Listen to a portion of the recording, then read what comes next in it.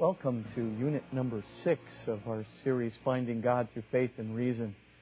Again, we are working on chapter 2 of the book, New Proofs for the Existence of God, and trying to address this content to people who might want to be more edified in their faith, and even some people who might be struggling with their faith that you might know.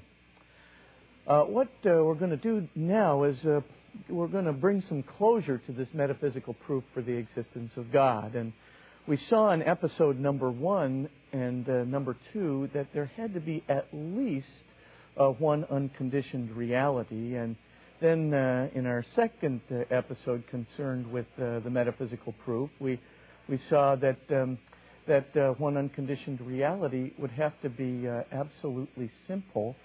And because absolutely simple, unrestricted, and one.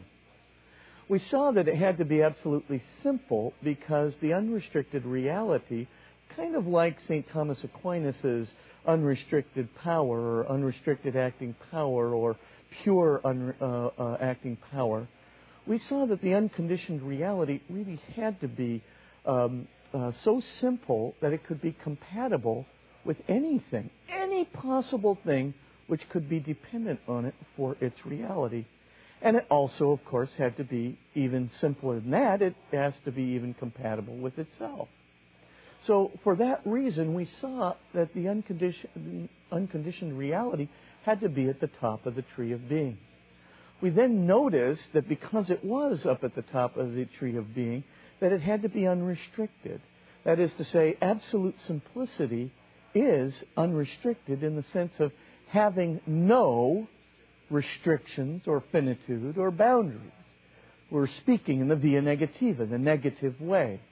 We can say what a thing is not, but we can't really say what it is because if we lose it when we try to say what it is, because we'll put a restriction or a boundary on it. But we know it has no intrinsic or extrinsic boundaries because it is absolutely simple, because it does have to be compatible with every possible reality. Now, then, we saw that meant it also had to be one and only one. Because, of course, if it's absolutely simple, if you postulate two absolute simplicities, right, there'd have to be something in one of the simplicities to make it, as it were, different from, or a different instance of, or a different instantiation of absolute simplicity than the first one. But whatever made it different, whatever made it a different instance, whatever made it a distinct instantiation of absolute simplicity, that couldn't be absolute simplicity. Because if it were absolute simplicity, then of course it would just be blended into the first act of absolute simplicity. All you'd have is undifferentiated absolute simplicity, which is one.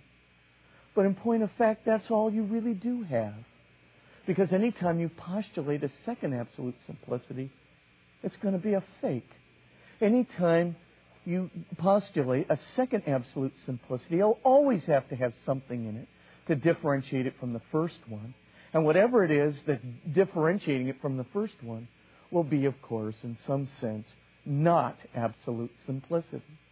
Therefore, it would have to be less simple than the first act of absolute simplicity, making it a fake absolute simplicity. So we see that then the unconditioned reality is one and only one. It is absolutely simple. It is absolutely unrestricted. That is to say, no intrinsic or extrinsic finitude or boundaries. And it is absolutely one. But St. Thomas goes further. St. Thomas says that this one being has to be the creator of all else that is. And not only the creator, but the continuous creator, if I might put it this way. The conserver, as it were, of all else that is. And the reason that St. Thomas says this is as follows. All we need to do is kind of go back to our very first unit.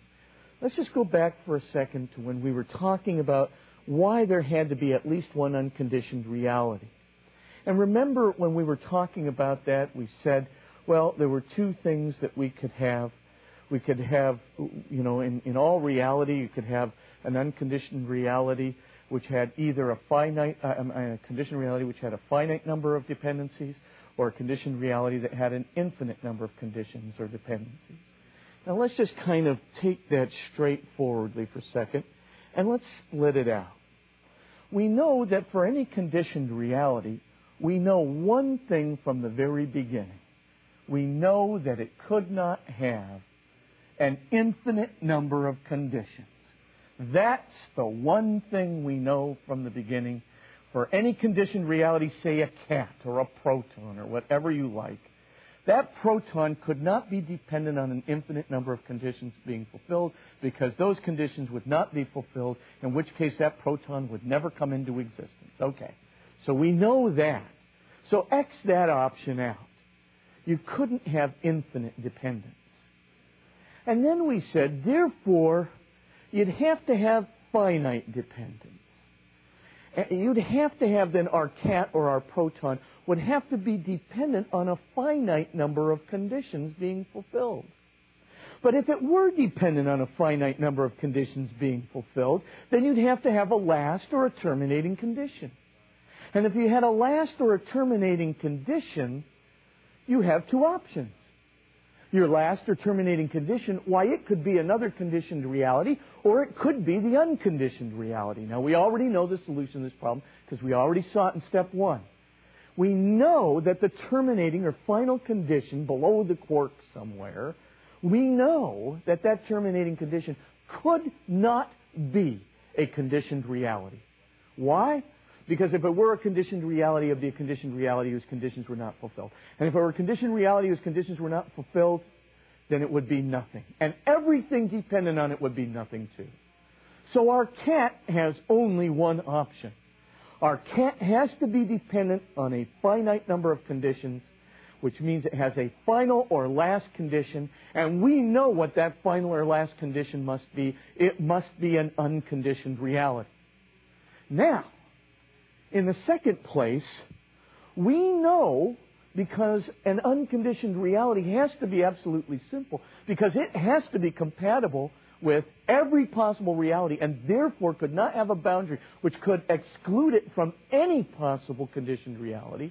Therefore, we know that that absolutely simple, which has to be unrestricted in the sense of no extrinsic or intrinsic boundaries, has to be absolutely one. And there can be, therefore, one and only one unconditioned reality, which must lie at the bottom of the finite number of conditions which every conditioned reality is dependent on. That one and only one unconditioned reality, all second unconditioned realities are fakes, because they'll have to have something in them to differentiate them from the first one, which would make them less than absolutely simple. Boom, just that plain.